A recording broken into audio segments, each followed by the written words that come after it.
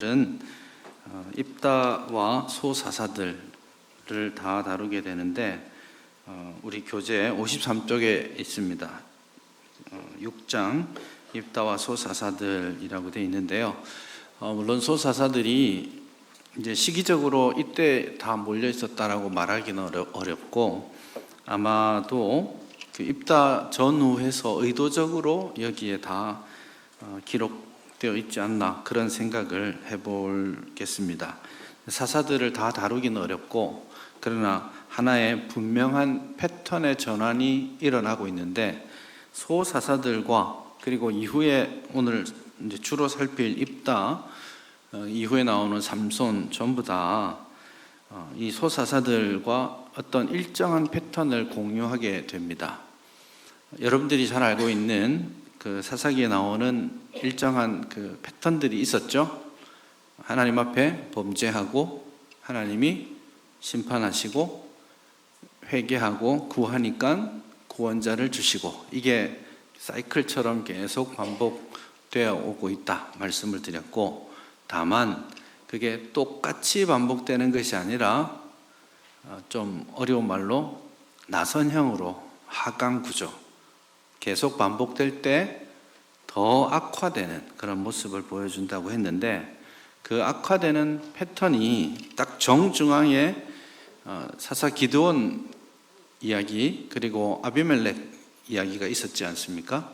그 중간을 딱 지나는 시점부터 그 패턴의 파괴가 매우 뚜렷하게 나타나기 시작하고, 그리고 또 한 가지는 사사 시대의 후반부로 가면서 사사에 대한 개념이 바뀌고 있습니다.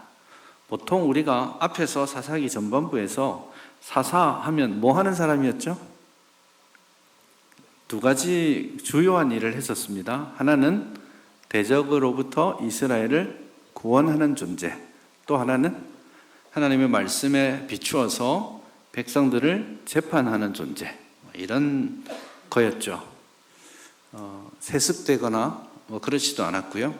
그런데 오늘 본문에서부터 나오는 소사사들 그리고 입다와 그 이후의 흐름들을 볼 때에 이 사사들은 구원자 혹은 말씀에 따른 재판하는 사람의 느낌이 아닙니다. 본문에서부터 나오는 사사들은 이제는 속된 말로 하나님의 이름으로 떵떵거리는 사람이 되어 있습니다. 오늘 10장 이제 전반부에 나오는 사사들 있죠. 이사갈 사람 도도의 손자 부하의 아들 돌라. 일단 족보가 탁탁탁탁 나와 있죠. 이게 그냥 느낌적으로는 뼈대 있는 집안이야, 이런 느낌을 우선은 줍니다. 그리고 그가 에브라임 산지 3일에 거주하면서 이스라엘 사사가 된 지 23년 만에 죽음에 3일에 장사됐다. 이게 답니다. 구원했다라는 말이 나오는데 이게 마지막입니다. 이 언급을 이후로 앞으로 사사들은 이스라엘을 구원하는 일을 하지 않습니다. 그런 표현 자체가 나오지 않죠. 그 후에 나오는 사람은 길르앗 사람 야일입니다. 22년 동안 이스라엘의 사사가 되었습니다. 그냥 사사가 되었어요. 구원의 공식도 없고요. 누가 핍박을 했는데 자기들이 쫓아냈는지 그런 언급도 없습니다. 하나님이 불렀느냐 그 표현도 나오지 않습니다. 대신에 이런 표현들이 전형적인 방식으로 나오는데, 아들 30명이 있고 어린 나귀 30을 탔고 성읍 30을 가졌다. 뭡니까 그러면? 사사 노릇들 하는데 자식들도 성 하나씩 다 떼주고 나귀를 타죠. 나귀를 탄다는 말은 그곳에 대장 노릇한다라는 그런 의미입니다. 이 당시에 나귀는 굉장히 귀중한 거죠. 그래서 나귀를 탄다라는 말은 왕권을 상징하는 그런 표현이기도 해요. 그러니 사사는 막 대적으로부터 구원하고 백성들에게 평화를 주고 이런 느낌이 아니고, 이제는 30명의 아들 한 명이 나왔겠습니까? 그럴 수도 있겠지만 그냥 일반적으로 대체로 보면 한 명의 작품은 아니겠죠. 그러니 그냥 소위 하나님의 구원자라기보다는 우리가 생각하는 옛날 전제 군주 시대에 떵떵거리면서 권력을 휘두르는 그런 사람으로 살아가고 있는 겁니다. 이 사사의 이미지가 완전히 뒤바뀌어 있다는 것을 우리가 볼 수 있죠. 12장 말미에 가면 사사 입산도 나와 있고요. 12장 8절에 보면 베들레헴의 입산이 사사가 되었고 그가 아들 30명, 딸 30명을 두었다. 딸 30은 밖으로 시집 보내고 30을 데려오고 이런 정략적인 결혼들을 하고 있는 모습이죠. 구원했느냐? 말하지 않습니다. 평화가 왔느냐? 말하지 않습니다. 스불론 사람 엘론이 뒤를 이었습니다. 10년 동안 이스라엘을 다스렸다. 그것 말고는 아무 말이 없습니다.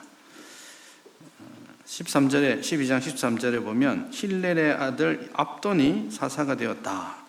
아들 40, 손자 30, 합쳐서 70이죠. 낙이 70. 그러니까 하나의 그냥 주변의 모든 지역을 다 내 손아귀에 다 두고 성읍을 쥐락펴락하는 그런 군주, 자기의 배를 불리는 그런 사람의 이미지로 되어 있는 거죠. 그러니 이게 처음 하나님께서 사사기에서 사사를 부르실 때 의도하셨던 사사의 모습은 많이 사라져가고 이제는 하나님의 부르심과 하나님이 주신 그런 권력을 가지고 자기 배를 불리고 자기의 권력을 누리고 또 자기 자식들, 손자들에게만 평화, 소수에게만 평화롭고 대부분의 사람들의 평화와 자유에 대해서는 말하지 않는 거예요. 그래서 10장 이후에 나오는 사사들은 결코 이스라엘 백성에게 평화를 주지 못합니다. 입다 마찬가지예요. 삼손 마찬가지입니다. 입다 마지막 대목을 보시면 입다가 6년 동안 사사로 있습니다. 그리고 6년 동안 있다가 죽었고 길르앗에 있는 그의 성읍에 장사되었다. 12장 7절에 보면요. 7년 동안 사사로 있었고 보통은 어떤 말이 나왔어야 됩니까? 7년 동안 이스라엘이 화평하였다 했는데 그 말이 없잖아요. 화평할 수가 없는 겁니다. 딸은 번제로 들이니 많이 하고 자기 말 안 듣는 에브라임 지파는 그냥 다 박살 내버리고 죽이고 그런 곳에서 평화가 없는 거죠. 대신에 그가 장사 지내신 곳은 길르앗에 있는 그의 성읍에 장사되었다. 여기 그의라는 말이 중요한 거예요. 이 길르앗에서 입다도 자기의 성읍을 만들고 있는 거죠. 떵떵거리면서 사는 그런 존재로 전락해 있었다라는 것을 보게 됩니다. 이런 심각한 이제 퇴보의 모습이 입다 내러티브 안에 더 뚜렷하게 나옵니다. 오늘 우리가 읽은 6절부터 16절까지가 패턴의 반복을 짐작하게 하는 거죠. 다시 봅시다. 10장 6절. 이스라엘 자손이 다시 여호와의 목전에 악을 행하여. 요거는 똑같죠. 그랬는데 그 다음 말이 아주 기상천외하게 나옵니다. 악을 행하였는데 그 악을 행하는 것의 본질이 뭐냐면 바알들과 아스타롯, 아람의 신들, 시돈의 신들, 모압의 신들, 암몬의 신들, 블레셋 사람의 신들을 섬겼다. 그러니까 이게 7 종류의 신들을 다 가져와서 섬기고 있습니다. 그러니 지금 입다 시대의 이스라엘 백성들의 모습 역시 그냥 도저히 컨트롤할 수 없는 지경에 이르러 있는 겁니다. 닥치는 대로 여기 갔더니 이 신이 있으니까 이 신 섬기고 저기 갔다가 저 신이 있으니까 저 신 섬기고 나한테 좋다고 할 만한 모든 신들은 다 그냥 따지지도 않고 다 섬기고 있는 거예요. 온갖 잡신, 신이라고 이름 붙여져 있으면 무조건 섬기고 보는 이스라엘의 영적 타락이 본문에 나와 있죠. 이걸 7개를 나열하는 이유가 있습니다. 7 신들, 주변의 모든 신들을 완벽하게 따르고 하나님을 저버리고 있는 그런 이스라엘의 영적 타락을 보여주고 있죠. 그렇게 이스라엘의 영적 타락이 어떤 심각한 결과로 이어지게 되는지를 봅니다. 7절에 보시면 하나님이 이제 그들에게 진노하시는 대목이 나오죠. 이것도 패턴의 반복이죠. 다시 악전에 하나님 앞에 악을 행하였다. 그래서 하나님이 진노하셨다. 진노의 결과는 두 개죠. 블레셋 사람들의 신들 손과 암몬 자손의 손에 그들을 파셨다. 이렇게 되어 있죠. 블레셋 사람들의 손은 지도를 보시면 이 지중해 쪽에 있습니다. 이스라엘의 서쪽 아래에 블레셋이 있고, 암몬은 이스라엘의 동쪽 요단강 건너편입니다. 그러니 이쪽에서 저쪽에서 하나님이 동시다발적으로 자기들이 좋다고 섬기고 있는 그 신들의 자손들이 오히려 와서 이스라엘을 괴롭게 하는 그런 동시다발적인 심판이 일어나고 있는 겁니다. 근데 이 본문으로 볼 때 여러분 입다도 있고 삼손도 나오잖아요. 삼손은 누구랑 대적했었죠? 삼손이 대적했던 민족은 블레셋이죠. 그 본문의 10장 7절에 블레셋 사람의 손에 파셨는데 그거를 대적하는 존재로 삼손이 세워진 거고, 암몬 자손의 손에 넘기셨는데 그거를 대적하기 위해 입다가 세워진 거예요. 그러니까 비록 이제 11장 12장에서 입다, 그리고 13장 이후에 삼손이지만 실제로는 입다와 삼손이 동시대에 다른 장소에서 이제 구원을 위한 사사의 역할들을 했다라고 말할 수 있겠습니다. 그런데 하나님의 마음이 전과 같지 않습니다. 여러 잡신들 다 섬기니까 오냐 이 녀석들, 너희들도 여러 족속으로부터 한번 고난을 당하도록 해라 하고, 그렇게 하고 8절에 보니까 이제 이 두 개가 나왔죠. 블레셋, 암몬 있었는데 이제 8절 이하에는 암몬 자손에 대한 이야기부터를 하게 되는 겁니다. 요단 저쪽 길르앗에 있는 아모리 족속의 땅에 있는 모든 이스라엘 자손을 칩니다. 이 쳤다라는 말도 굉장히 독특한 표현입니다. 친다라는 말이 우리나라 말로는 뭐 아주 일반적으로 나오는 것 같지만 실제로 이 단어는 성경에 딱 2번 나오는 형태입니다.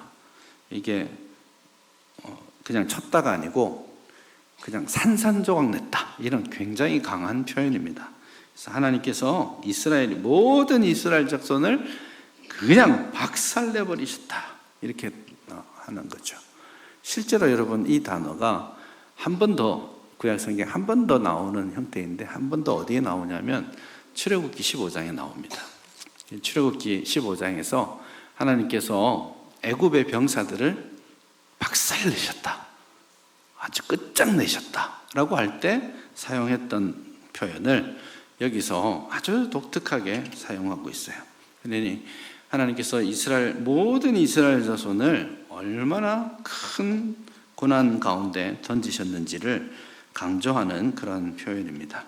자, 범죄했습니다. 온갖 잡신을 섬겼습니다. 하나님이 심판하셨습니다. 너무 힘들어졌어요. 그러니까 10절에 보니까 이스라엘이 하나님께 부르짖습니다.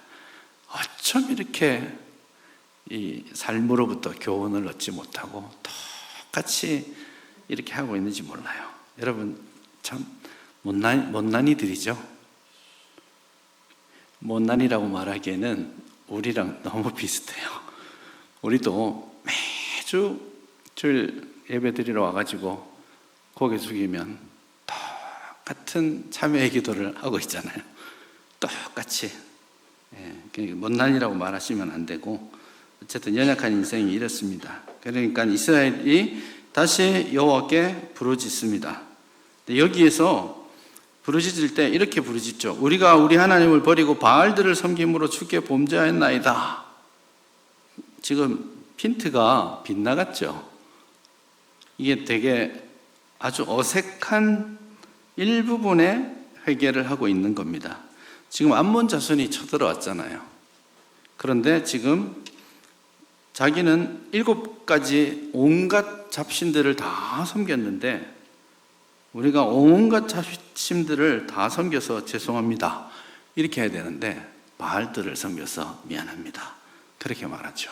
실제로 바알을 섬겼기 때문에 핍박을 받게 되는 것은 블레셋과 좀 더 관련이 있을 텐데 그렇게 하지 않습니다. 그러니까 이게 내러티브가 어떤 식으로 반응하는지를 보셔야 돼요. 10절에서 이스라엘이 우리가 바알들을 섬겨 죄송합니다 라고 그렇게 말했을 때 하나님은 13절에서 이렇게 말하죠.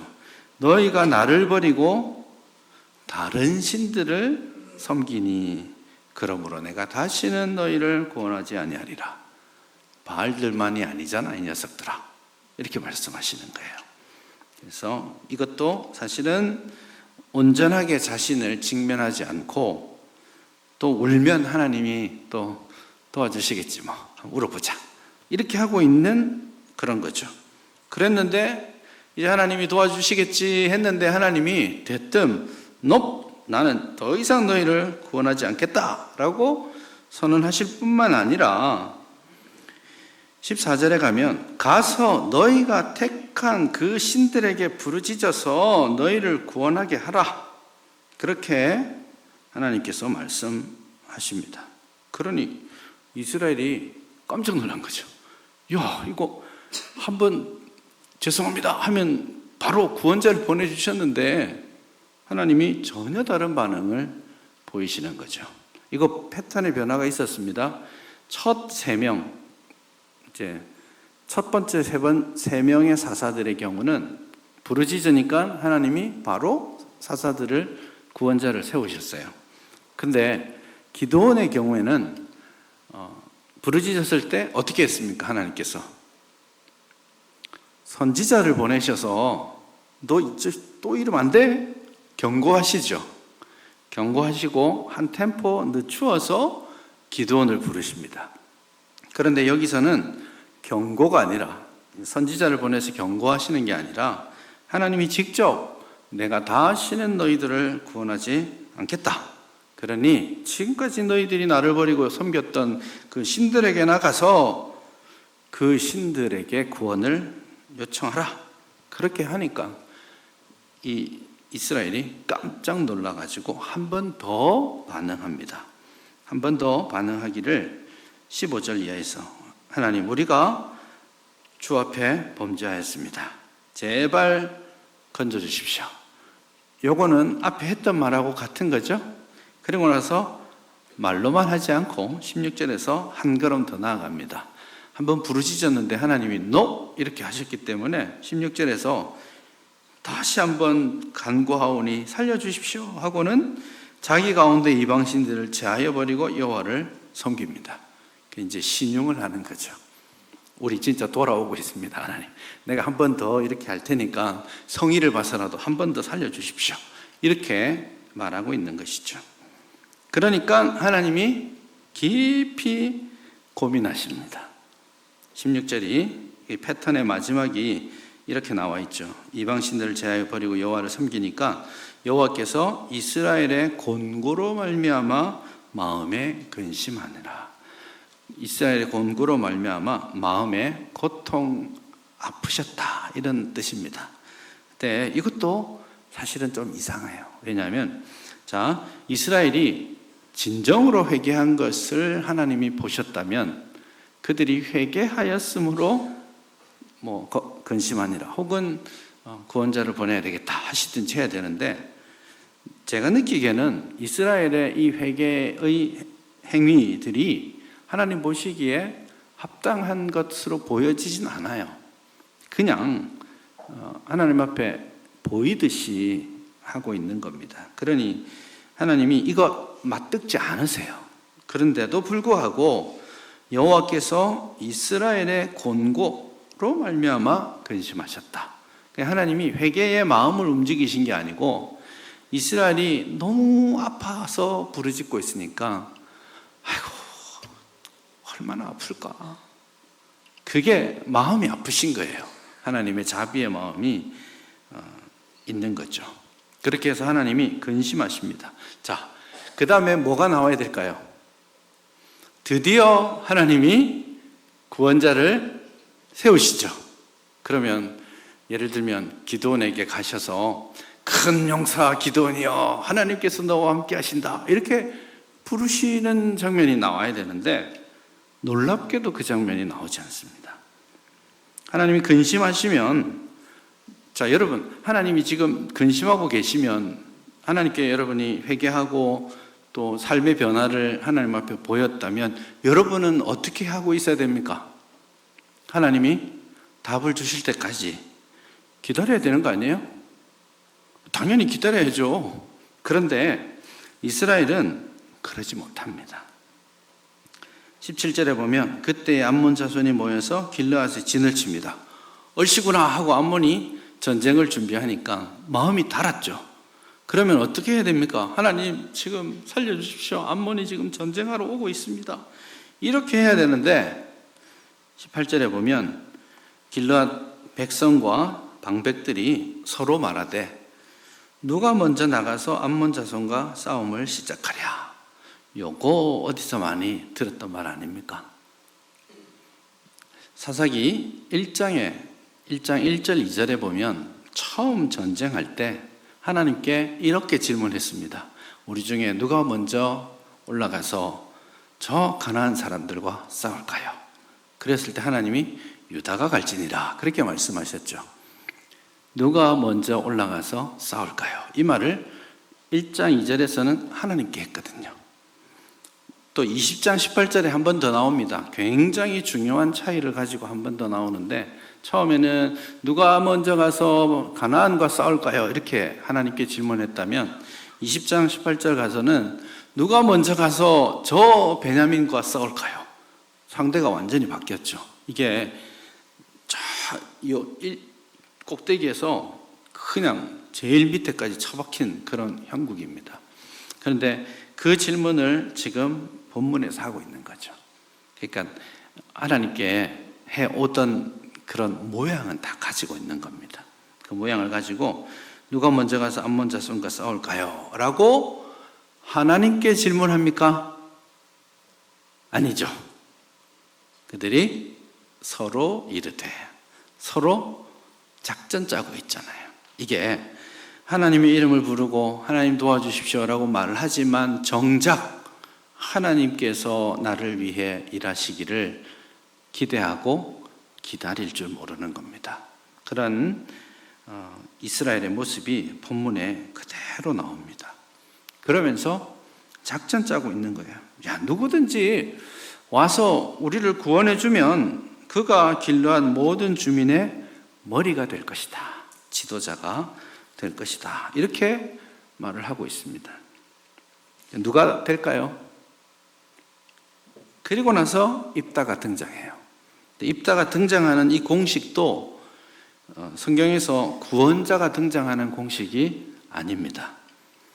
일단은 11장 1절부터 3절 입다를 소개하는 이 대목은 이야기가 흘러가는 대목이 아니고 18절에 누가 먼저 가서 싸울까? 모든 주민의 머리가 될 거야 라고 말을 하고 이 이야기의 연속은 4절에 나옵니다. 얼마 후에 암몬 자손이 이스라엘을 치려하니까 길르앗 장로들이 입다한테 와서 야, 우리를 대신에 싸워줘 라고 말하죠. 이게 이야기의 흐름이고 1, 2, 3절은 입다에게 오게 됐는데 그 입다가 누군지를 소개하는 그런 내용입니다. 그러니 하나님께서 어떤 구원자를 세우는 그런 패턴의 이야기가 아니고 이스라엘이 불신앙적으로 하나님께 기도하고 기다리지 못하고 자기가 머리를 쓰고 작전을 세우니까 찾게 되는 차선책으로 입다가 눈에 들어오게 된 겁니다. 입다가 신앙이 좋아서요? 아닙니다.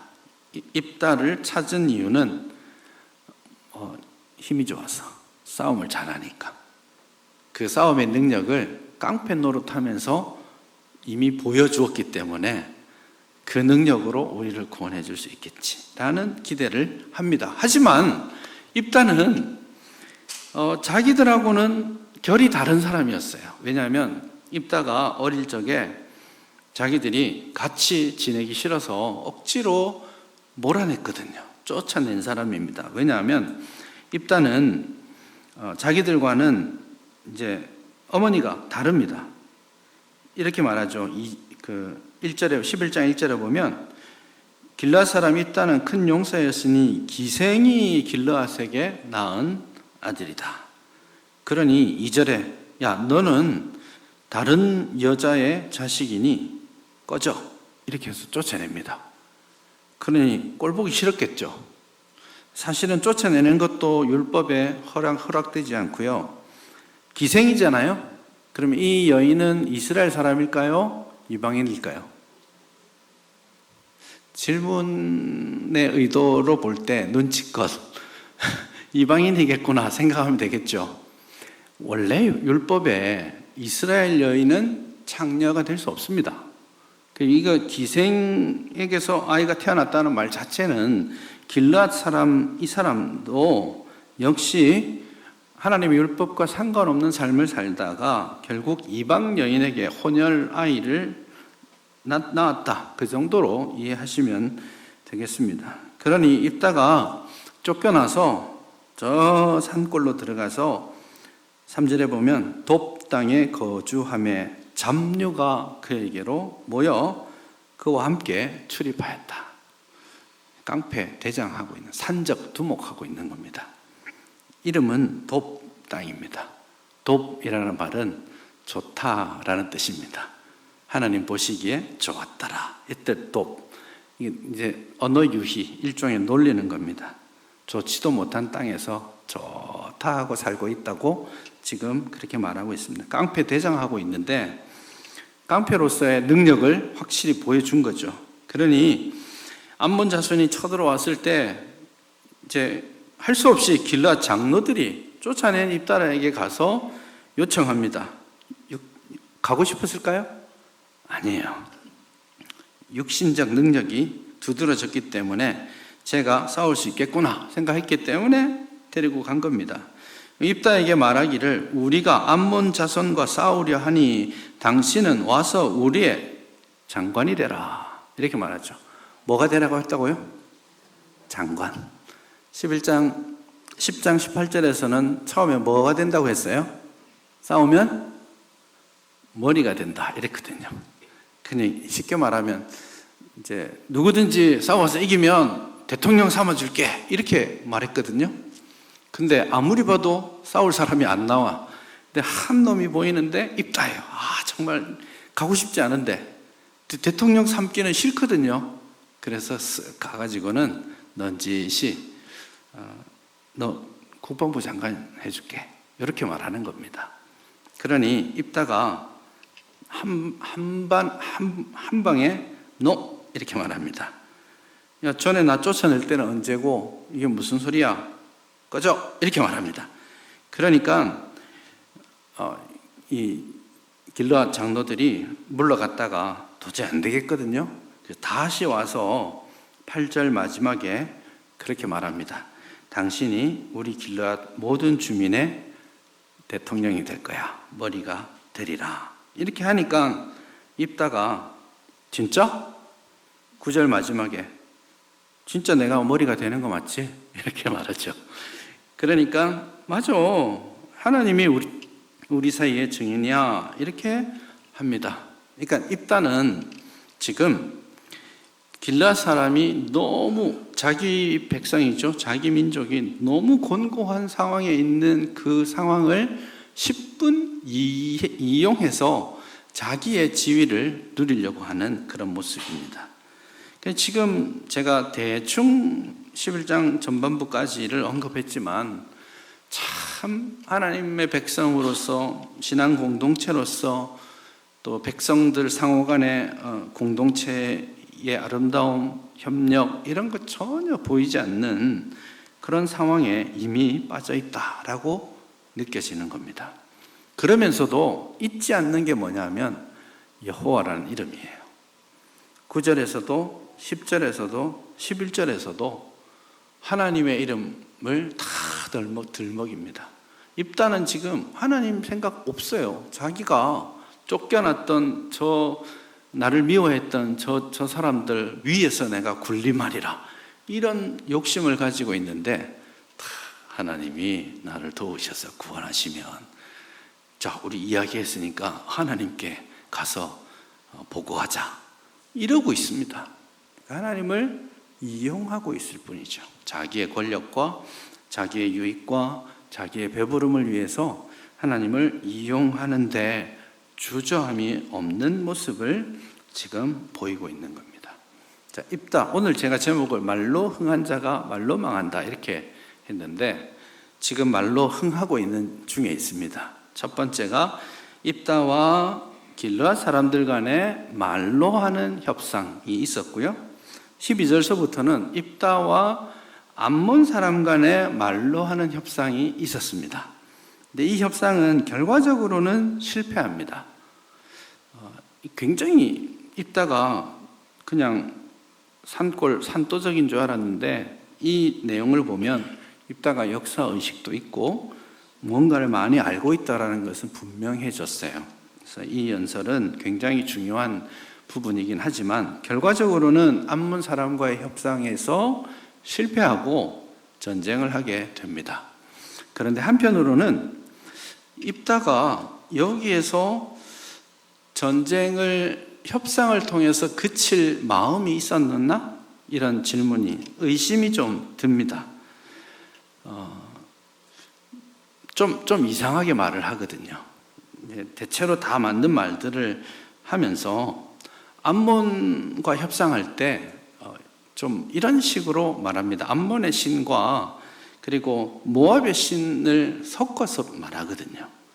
저랑 어떤 사람이 좀 협상할 일이 있잖아요. 제가 제일영도교회 담임 목사로서 협상하는데 그 사람이 교회 역사하면 이야기 번들어지게 하고 마지막에 이렇게 말하는 겁니다. 이렇게 협상하면 당신이 섬기는 부처님께서 당신을 도와주실 겁니다. 이렇게 말하면 저는 어떻게 해야 됩니까? 이 사람이 나랑 이 얘기를 하고 싶은 거야, 하고 싶지 않은 거야? 지금 내가 교회 목사인지 모르나? 이런 생각할 거 아니에요. 지금 입다가 막 이야기하면서 24절에 보면 내 신 그모스가 내게 주어 차지하게 한 것을 네가 차지하지 않겠느냐 이렇게 말하는데, 사실은 내 신 그모스가 이러면 안 돼요. 왜냐하면 암몬의 신은 밀곰이라는 신이거든요. 다른 신입니다. 그게 나한테 와가지고 부처님이 너를 도와주실 거야 이렇게 말하는 거랑 비슷하거든요. 그래서 저는 어쩌면 입다가 이 협상을 성공하고 싶지 않았겠구나 라는 생각을 합니다. 말 몇 마디 하고 물러가면 어쩌면 길르앗 사람이 자기를 진짜 지도자로 삼을지에 대한 확신이 없었다라고 느끼는 거죠. 어쨌든 그렇게 해서 전쟁에 임하게 됩니다. 이게 굉장히 중요한 전환점인데요. 29절입니다. 이거 굉장히 중요한 하나의 표현이 나옵니다. 29절을 보시죠. 11장 29절. 이에 여호와의 영이 입다에게 임하시니 입다가 길르앗과 므낫세를 지나 길르앗 미스베에 이르고 미스베에서부터 암몬 자손에게 나아갔다. 자, 핵심이 뭐예요? 여호와의 영이 입다에게 임했습니다. 자, 여러분, 그러면 이 싸움 이기는 거예요? 지는 거예요? 이기죠. 그러면 된 겁니다. 하나님께서 입다를 세우셨는지는 잘 모르겠어요. 그렇지만 하나님이 입다를 지금 이 순간은 쓰시기를 원하세요. 여호와의 영이 임하셨어요. 막 주변을 돌아다니면서 군사들을 모았죠. 암몬 자손들에게 나아갔습니다. 그리고 전쟁을 해요. 32절. 입다가 암몬 자손에게 이르러서 싸웠습니다. 그러니까 32절 후반절에 여호와께서 그들을 그의 손에 넘겨주셨죠. 이겼죠. 그러면 하나님 앞에 나와서 하나님이 이루신 구원을 찬양합니다 하고 끝나면 아름다운 마무리입니다. 그런데 굉장히 이상한 하나의 행동이 30절에 나옵니다. 그가 여호와께 서원하여 이르되, 이럴 때 젊은 애들이 엥? 왜 갑자기? 이런 질문을 해야 되는 거예요. 자, 하나님의 영이 임하셨어요. 가라! 이렇게 말씀하셨는데 가다가 하나님, 만약에 나를 이기게 하시면 제가 집에서 나오는 첫 번째 것을 하나님께 드리겠습니다. 이 말을 왜 해요? 할 필요가 없는 말이에요. 이게 말로 지금 이 자리까지 왔잖아요. 이 습관을 놀랍게도 누구하고도 협상하고 하느냐면 하나님하고 협상하고 있는 거예요. 백성들하고 협상했죠? 암몬하고 협상했죠? 자기 뜻대로 왔습니다. 근데 하나님하고도 협상하려고 합니다. 여기에서 이겨야 자기가 꿈꾸던 대장 될 수 있는데 하나님이 영이 임하셨음에도 불구하고 찝찝한 거예요. 그래서 하나님께 딜을 거는 겁니다. 조건. 이게 하시면 나도 내가 가장 소중하게 여기는 것을 드리겠습니다. 하나님, 오케이? 이렇게 하고 있는 거예요. 하나님이 말씀하셨습니까? 아무 말씀하시지 않습니다. 그리고 전쟁했습니다. 근본적 질문이 생깁니다. 이 전쟁에서 이긴 이유는 뭐였죠? 여호와의 영이 임하셨기 때문입니까? 아니면 입다가 이기도록 하나님께 서원을 했기 때문입니까? 이거 헷갈리게 되는 거예요. 이 서원이 근본적으로 잘못됐기 때문에 33절에서 이스라엘이 승리하고 나서 춤추며 찬양하는 것으로 끝나지 못하고 돌아와서 입다의 딸이 집에서 나오고 입다의 딸을 이제 번제로 드려야 되느냐 말아야 되느냐, 이게 이슈가 됩니다. 자, 그 순간에 누가 웃을 수 있어요? 누가 하나님 찬양하고 앉았겠어요? 딸이 지금 죽을 판인데. 우리도 하나님이 이루신 구원 이야기하지 않고 맨날 이 이야기하면 저한테 그래서 입다를 번제로 드렸습니까? 죽였어요? 진짜예요? 이런 질문 하잖아요. 이게 입다가 방향을 하나님이 아니라 자기에게로 확 틀어버린 결과물입니다. 그리고 그 결과물이 입다의 딸에게서도 나타날 뿐만 아니라 입다와 에브라임 사람들과의 관계 속에서도 그대로 드러납니다. 딸이 지금 처녀로 죽을 판인데 에브라임 사람들이 와가지고 너 이 자식 너 이번에 나를 안 데려갔지 이렇게 하니까 예전에 기드온은 어떻게 했습니까? 아유, 내가 한 건 당신이 한 거에 비하면 세 발의 피에 불과해 이렇게 우쭈쭈쭈쭈 해가지고 에브라임을 이렇게 했잖아요. 그런데 지금 입다는 일생을 깡패로 살았잖아요. 깡패로 살았고 지금 딸이 산이 중리했고 그러니 기분이 안 좋은데 와서 뺨을 탁 때리잖아요. 그러니 너 이놈 잘 만났다 하고 드디어 입다가 두 번째 전쟁을 합니다. 근데 이 전쟁은 이스라엘과 하는 거예요. 자기 동족과 에브라임 지파와 싸움을 하고요. 그리고 에브라임 지파 4만 명이 넘는 사람을 죽였습니다. 말도 안 되는 일이 일어나고 말았죠. 이 상황까지 오게 된 것이 입다가 하나님 앞에 말로 하나님의 도우심을 기다리지 못하고 협상가처럼 말로 하나님과 그렇게 협상하려고 했던 데서부터 출발한 잘못이죠. 그러니 여기에 무슨 평화가 있겠습니까? 에브라임 지파를 4만 3천 명을 죽입니다. 그냥 억울하게 죽입니다. 12장 6절에 보면 요단강 강가에 서가지고 지나가는 사람마다 동족이니까 똑같잖아요. 생긴 거 말하는 거 똑같지 않습니까?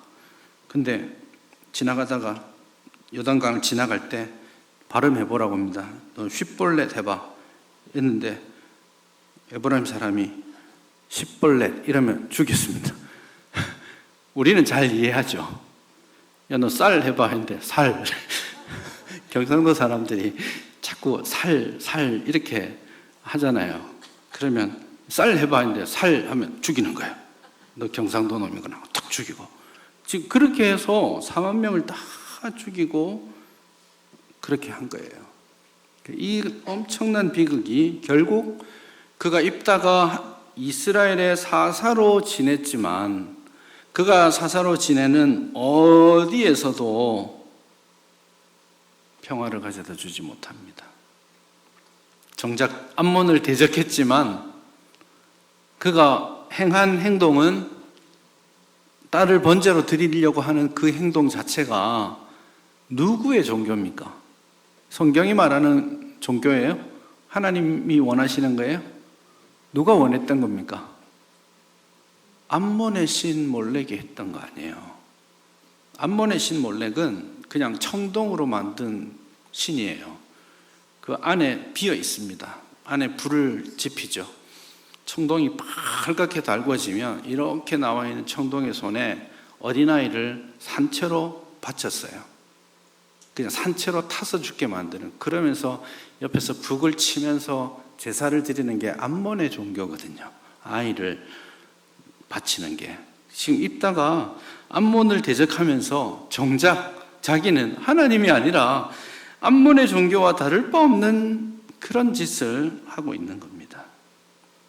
결국 물론 서원을 잘 지켜야 되느냐 말아야 되느냐 이런 질문들이 우리에게 있을 수 있겠지만, 그러나 지금 저들이 입다뿐만 아니라 입다가 등장하게 된 출발점은 어디에 있습니까?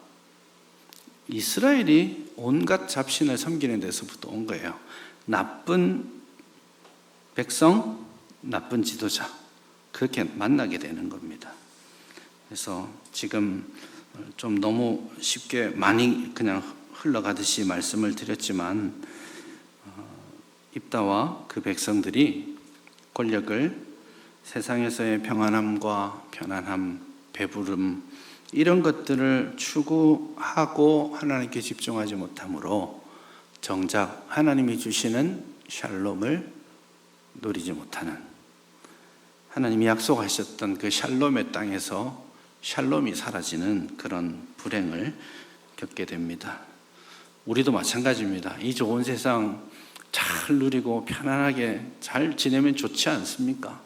근데 그거가 초점이 되어서 그걸 추구하는 삶을 살다 보면 결국 이 땅에서 우리가 놓치게 되는 게 하나님의 샬롬이에요. 하나님의 구원도 은혜도 하나님 주시는 평화 없어지는 거죠. 이 땅의 부요함이 영원한 하나님의 나라의 부요함을 다 잃어버리게 만드는 것이죠. 그런 의미에서 입다 내러티브가 우리에게 이 부분에 대해서 아주 중요하게 경고하고 있다라고 생각합니다.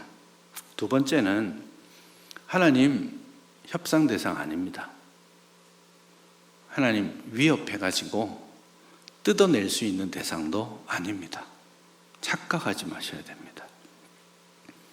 아주 중요한 일 있을 때 하나님께 금식하면서 매달려서 하나님 어쩔 수 없이 들어주실 것처럼 그러죠? 아닙니다.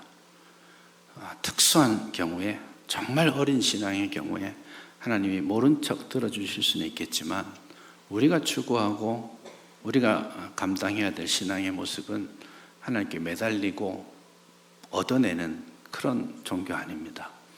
그러니 입다도 그랬고 백성들도 그렇고 하나님을 마치 내가 이렇게 하면 하나님 이렇게 해주시겠지, 조작 가능한 신인 것처럼 내가 이렇게 하면 하나님한테 이만큼 받아낼 수 있을 거야, 이렇게 생각하는 게 얼마나 유치하고 어리석은 신앙인지 알아야 됩니다.